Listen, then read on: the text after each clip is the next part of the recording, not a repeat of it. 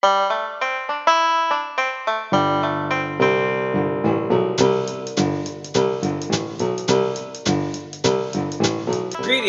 and welcome once again to Movin Right Along, a Muppet Movie podcast brought to you by toughpigs.com. This is the podcast where we watch the Muppet Movie 2 minutes at a time and talk about it a lot.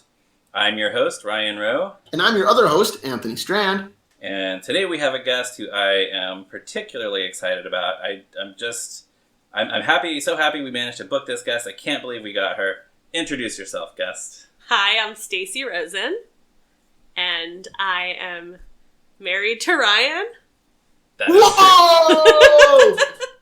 And you've also written a number of articles for toughpigs.com. I have done that. Including the Bert and Ernie pyramid analysis, which was nightmare very popular. fuel. Yes. And you wrote our theme song to this podcast. I did do that. Yeah, I was going to say, you're part of our creative team. Aww. Yes, exactly. And today we are looking at minutes 61 and 62. I wrote down 61 and 61. I knew that didn't sound right. 61 and 62 of the Muppet Movie, in which Professor Krassman straps Kermit into the electronic cerebrectomy machine, and Miss Piggy strikes back as Krassman begins to wonder what the heck's going. And that's where we leave it. What the heck's going? So, at the beginning of this clip, Hopper and Max leave Professor Krassman to do his work. They just exit the barn, which is kind of a villain cliche, I guess. Like they made fun of it in Austin Powers with Dr. Evil. Like, I'm gonna put this evil scheme in motion, but I'm not gonna actually watch it kill you. It's kind of that same kind of villain thing. Yeah, well, I like how he's just kind of like, bring me what's left of the frog, and like cackles on his way out, right? Yeah. Yeah, I guess it's practical because it means that Hopper and Max are not there when Miss Piggy goes crazy, as we'll get to in a minute, but that means that they're not part of the whole, it's too early to take down Hopper, so he's not present for when that happens. Right, that's why. But also, it does give Mel Brooks an excuse to do one of his best line readings in this whole movie, which is, "You can have everything, excuse the brain!" And he does that. He does that, like, shoulder wiggle while he says it, because he's so proud of himself for saying it like that. I'll be honest, I wasn't exactly sure what he said there until you just repeated it. I wasn't... Yeah, Was he trying to say accept and he messed up, do you think? Well, I think that's what it's supposed to mean. I think it's just Mel Brooks improvising, is my guess. Right? He's just like saying it like a weirdo because that's what he does in this movie. That's not what people say. People don't say excuse the whatever. They say except for the whatever. Right. But, I mean, I think Krassman's first language is not English. That's true. We talked about that before. So I think that's acceptable for that reason. Also, it's funnier this way. Sure. You know, I don't know. Like, it does feel kind of strange that we're still talking about how great Mel Brooks is, because that's all we talked about in the last episode. Yeah, well, he continues to be great. He's so good. So good. Hopper's gone. Krassman is going to give him what's left of the frog.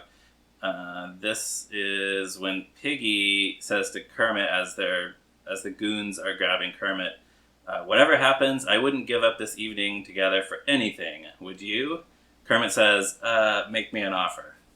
Which I said this last week, but I just love when the Muppets do really dry humor like that, and Kermit is really great at it. Well, and I was thinking about this. That line specifically feels so much more like the Kermit and Piggy relationship of the Muppet Show, where he just kind of is annoyed by her flirting with it. Right? Like in most of this movie, he's like a dashing romantic hero when they're together, and he's like super into her.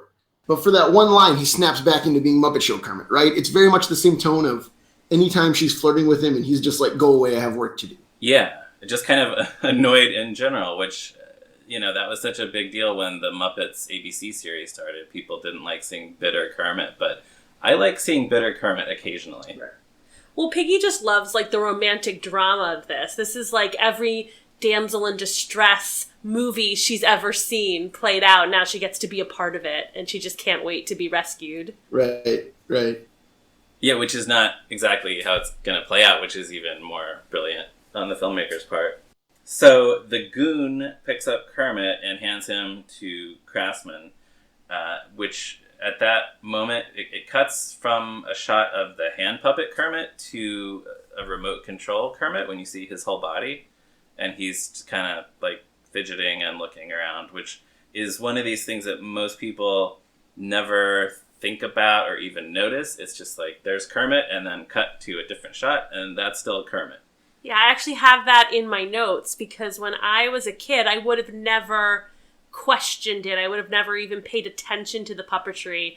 But now that I'm an adult and I've been able to appreciate the craft more, it was really fun to watch and try to figure out how they made that happen. Yeah, when you're a kid, you're not saying, wait, where's the puppeteer's arm in this shot? Right. Well, and I think the fact that it's all in wide shots, so we're not seeing the close-up of the radio-controlled Kermit, I think that really helps. Yeah. You think that helps, like, with the illusion of it all? Yeah, I think that helps the illusion because in the, like, Kermit, he's moving kind of stiffly, but he's being carried by a strange man also. And so I he's think like trying to get out, you know? That even helps the magic more because when it's close up, I always just assume there's a hand there and it's just right out of view of the screen. Right. Yeah. Sure. And usually there is. I feel like they try not to draw too much attention to the remote control puppets. Like there's a shot when they land in the pond in Great Muppet Caper where it's a little bit, it doesn't look quite as convincing when you can tell that they're not the normal hand puppets. Yeah, no, I know exactly what you're talking about.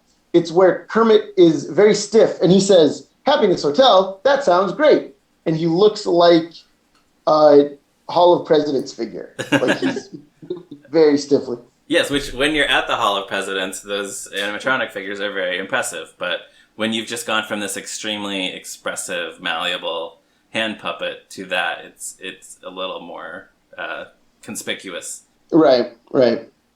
So Professor Krassman straps Kermit into the machine.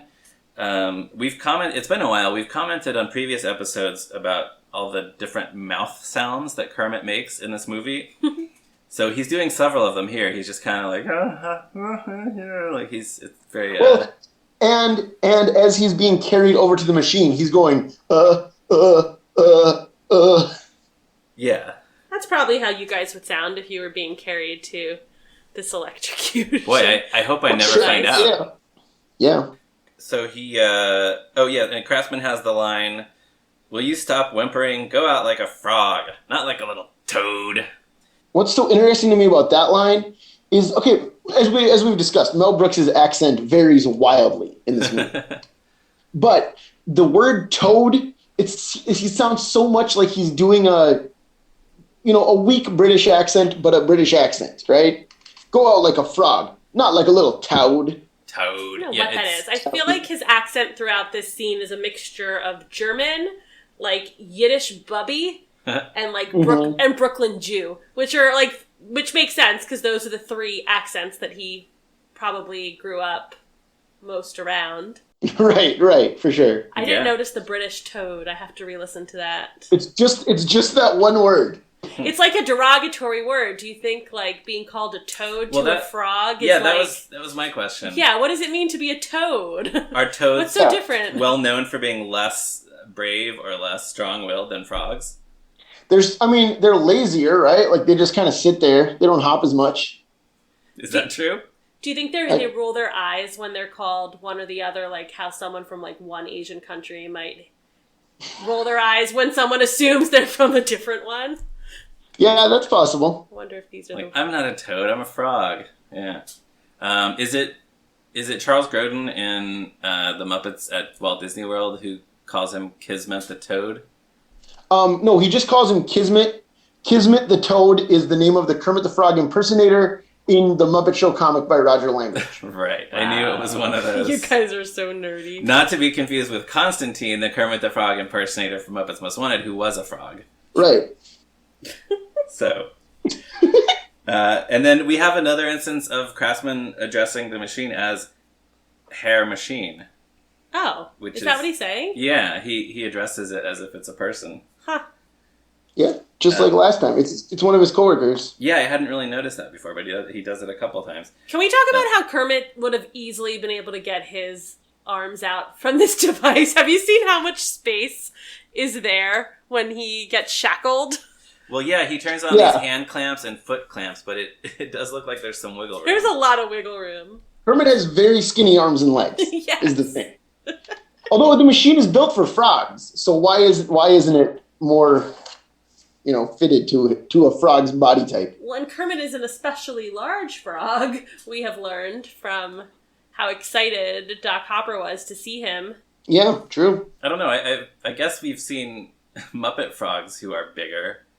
Like there must have been a frog in the Frog Prince who was bigger than Kermit. Maybe. Yeah, I'm not sure. Or what was the character in Kermit Swamp Years? There's a big guy in that, isn't there? Yeah, Croaker. Yeah, Croaker would have fit snugly in this machine. In the Muppets Take Manhattan, do we know for sure that all of those ad execs are frogs? Do they ever say that? No, but they sound like frogs. they all say the same way. Right, exactly. They must be frogs. That sounds like the most racist thing you've said so far. I think they're frogs. But, yeah, so then Mel Brooks has the line, "You can struggle all you want now, frog. It'll do you very little good." Which, this is actually kind of scary. I was going to say, like, when I was a kid, when the helmet is being lowered onto Kermit, that was that was the only thing in this movie that scared me. Wait, hold on. We have to get the terminology right. It's not a helmet. It's a beanie. He calls it a beanie, which is hilarious because that's what people call, like, the yarmulke, the kippah that Jews wear. Well, what you missed last week is that the first time Mel Brooks actually says the electronic yarmulke. Oh, he does? Yeah. Oh, see, I haven't watched it in a while. Okay. Yeah. Oh, that's hilarious. Because that's what people always call them. People who don't know what they're called. They're like, those beanies. Right. So, I'm sure that that's intentional on his part. Oh, absolutely.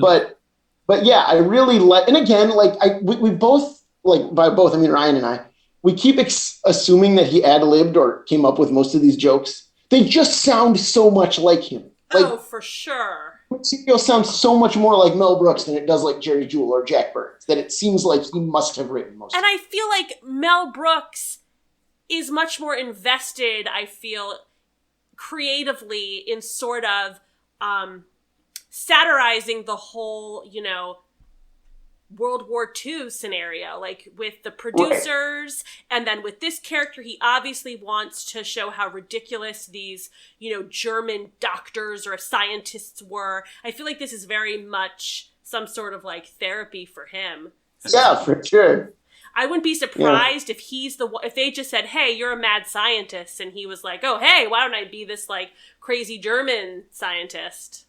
I wouldn't be surprised. That wouldn't be surprising at all. Yeah. It's definitely a much smaller part in the earlier draft of the script that we have. There's a lot less Krassman in that draft. Sure. Well, as he basically takes the movie over for 3 minutes. Yeah. He takes it away from the Muppets, which is unusual. Right. It becomes a Mel Brooks movie. Yes. For quite a long chunk. It's a good one. Do we think the writers wrote the kosher bacon line? No, they must not have, right? Like, I was thinking about that. Like, so by kosher bacon, specifically, he means he won't be able to tell you from something that's not a pig, right? Like, that's the gag. I don't know. I thought the gag was, and I was going to ask you guys about this. First of all, did you both as kids, not being Jewish, understand that was like a completely oxymoronic statement that no, not at all. No, kosher? I knew, as a kid, I knew the word kosher from kosher dills. Okay. Only. Like, I knew that it was on pickle juice, and that's it. I feel like the kosher bacon line was just a joke for himself. Like, it could have just been bacon, and he's like, why don't I say kosher bacon? Because that's ridiculous. Yeah. Well, I did a cursory Google search, and there are products that exist now. I don't know if they existed in the 70s, but there are, there's turkey bacon. Would that be kosher? Well, if it's blessed prepared and right prepared way. by so I guess ordained rabbi. There could be bacon that comes from other animals that is kosher, and there's also like fake meat products that are kosher that they they fake bacon. Yeah, I feel like you guys are giving way too much credit to that joke. I really just think he was trying to be silly. Right, I'm sure you're right. Well, and like you said, I'm sure none of that stuff existed in 1979 either. Right. I'm sure there was. Yeah. Anyways, it's a good joke. It's also funnier to say he won't know you from kosher bacon than it would have been to say he won't know you from a soy-based bacon substitute. I don't think it's fair to knock the soy-based bacon substitutes. I have made you bacon before. It's delicious. You have enjoyed it. I'm just saying it's not as funny. That's true. But speaking of that, I want to go back just a second to the line when he's putting the electronic beanie on Kermit's head, and he says, "Soon there'll be enough voltage coursing through your little frog brain to light up Cincinnati." That's one of those things where there are certain funny words, there are certain cities that just sound funny, Absolutely. and Cincinnati is definitely one of them. And Albuquerque is another one. Albuquerque. I was trying to think of others, like Peoria, Tallahassee, Sheboygan. I think Des Moines. That's always been my go-to. Funny? Oh, wow, I didn't even know. I don't know. In the Midwest, Des Moines is funny. I think the oi sound in Des Moines is funny. It's similar to Sheboygan. And I think like Des Moines, it's so French. It's supposed to sound so classy, and then you go there and it's every other city in Iowa, right? Right. What else do people say? Timbuktu. That's a funny one. Yeah. But yeah, enough voltage coursing through your little frog brain to light up Des Moines, to light up Timbuktu. But yeah, some cities just sound funny. Cincinnati. Bangor, Maine, I always thought was really funny when I was a kid. To light up. That's one though where I feel like you would have to say the name of the state too. You couldn't just say to light up Bangor. Nobody knows what that is. Yeah. Right. You would have to say to light up Bangor, Maine. Yeah. So yeah, that was that. Then we have the kosher bacon line. And that's what sets Miss Piggy off, which is funny and so true to Piggy, because it's not that she reacts to the Krassman and the guys manhandling Kermit or threatening to wipe his memory, but it's when he makes a bacon joke at her expense, that's when she goes crazy. The other interesting thing about that, though, like what we were just talking about, in the world-famous June 12th, 1978 draft of the screenplay, Krassman doesn't say kosher bacon. In fact, he says he won't know you from smoked ham hocks. So Mel Brooks definitely wrote that. Definitely. Yeah, ham hocks is also not as funny as kosher bacon. And didn't he just say ham hocks in the previous clip? He calls her Miss Ham Hocks. He does, yep. So yeah, that wouldn't have been funny twice. So much like Superman reversing time by going around the Earth backwards twice in Superman 1 and 2, Richard Donner cut, they decided that they had to change one of them. Yeah. Well, if only it would be interesting to see what would have happened if Richard Lester had directed this movie instead. Actually, that would have been pretty good. I think he could have done this at the time. I mean, they hired Jim Frawley because he directed The Monkees, and The Monkees is supposed to look like a Richard Lester movie, so... Oh, yeah. Yeah, it's all connected. Yep. Now, Piggy proceeds to use her karate moves to mop the floor with Hopper's goons. She busts out the angry eyes. And yes. She has those huge which are hilarious, but also, am I crazy, or is this like the most beautiful Miss Piggy has ever looked? Okay, no, you're wrong, since you asked. First of all... I think she looks so great with those giant eyes. Oh my gosh. So the whole reason I requested to be present on this particular episode was because I basically needed some exposure therapy. That scene traumatized me. Whenever, first of all, Muppet's eyes are like that, what's that song that Ernie is in where he's counting and he gets all dazed because he's been up? There's a sketch where the Count sleeps over and he keeps Ernie up all night counting. Yes, and Ernie, then we see Ernie in the next morning and his eyes are all like he's been awake all night. night. I'm sorry. Whenever the eyes are altered on Muppets in general, I think it's creepy. But specifically, these eyes are so terrifying that I was like, I need to deal with this. But then when Ryan was clipping the scene to send to me to watch, I saw it out of the corner of my eyes, and do you remember what I did? I actually screamed. I do. I totally like jumped out of my seat and I was like, oh no. He's like, you asked for this. I'm like, I was wrong. I made a mistake. It's terrifying. You know what? I shouldn't say she isn't beautiful because I haven't sat to like look at her through that lens, but I have to say I would be surprised if I'm the only person that found this really terrifying and disturbing. Sure you aren't. Yeah, no, I'm sure you're right. Which is interesting because we really only see the angry eyes for a few shots, maybe 2 or 3 shots. It's enough. Yeah, but it does, we've talked a lot about how the performers are able to, they're such good puppeteers that they can really sell the emotions of the characters despite the fact that usually their faces don't really change. It's all in the acting. But in this case, it really enhances this and gets the point across that Piggy really means business. It's terrifying. But how do you feel now, having watched it again? Not good. Well, I'm sorry we subjected you to it. Maybe a few more viewings. I mean, now I know to expect it. I know exactly, since I analyze these scenes so closely, I know exactly how many frames. If I'm not mistaken, I think there's an in-between eye, too, that isn't the most startling one before it goes back to her regular eyes, but I'd have to look again to be sure. Oh, I don't know. How do you feel, I'm not sure. How do you feel about the gag in Great Muppet Caper where Gonzo takes a picture of everyone and their eyes are like little tiny pupils? No. No. You should know, Anthony, that I'm also really against the puppets in the Muppet world that just have like black beady eyes, like the babies in Muppets Take Manhattan. Sure. Yeah. Actually, my wife, Roz, really hates those babies. See, I hate those babies. And then... Now we're in a position where my 3-year-old thinks they're adorable. And excited every time she sees them. She's like, there's the babies. And Roz is just like, no. The babies creep me out. And I hate to say it because I know how beloved a character he is.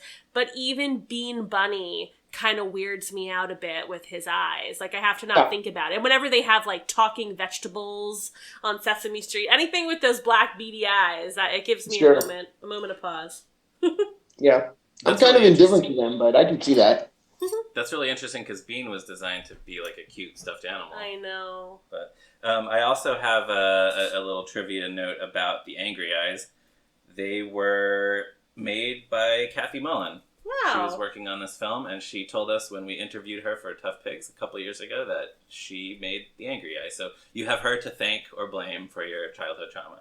Well, good to know. Moving on to the actual content of Piggy's fight sequence here. Yeah. Kicking and chopping her way through the cabal of villains. Yeah.